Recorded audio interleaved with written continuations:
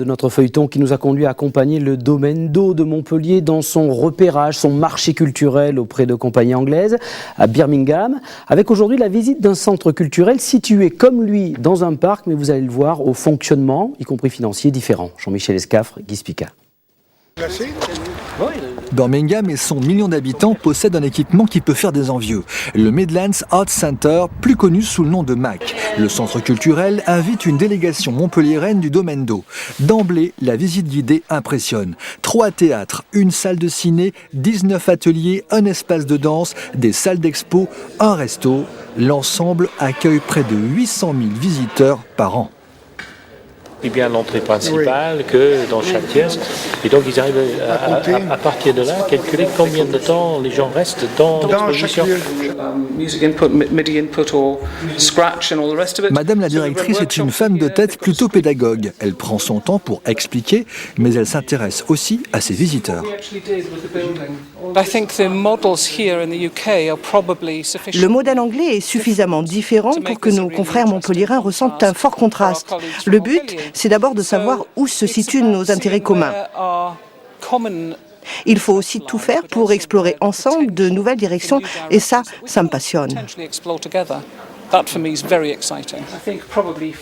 La principale différence avec un centre culturel français ne se voit pas mais se compte. Le MAC s'autofinance à 85%, le reste provient des subventions publiques. Au domaine d'eau, c'est exactement le contraire, il dépend presque exclusivement du Conseil général.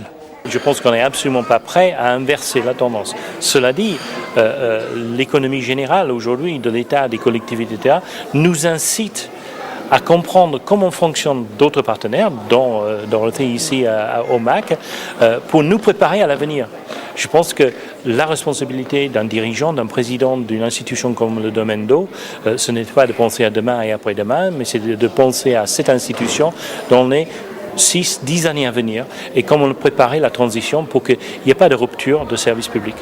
Le MAC a pour écrin un très beau parc, le domaine d'eau également, mais les analogies s'arrêtent là, comme le relève la délégation héroltaise. L'Angleterre est loin d'être un modèle culturel, notamment pour les artistes. Là, on est en Europe, on n'est pas très loin de la France, et donc on pourrait imaginer qu'il y a des pratiques complètement identiques, pas du tout. On s'aperçoit que la difficulté de vivre des artistes, des compagnies, varie selon les pays, selon que l'argent public est distribué, mieux distribué, qu'il est au contraire restreint.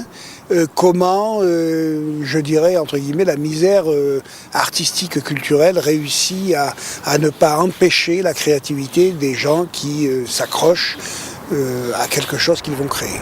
C'est peut-être à cela que servent les voyages, s'inspirer de modèles économiques voisins en s'assurant qu'ils respectent le développement durable de la culture. Prochain rendez-vous avec votre actualité régionale ce soir, 18h43 pour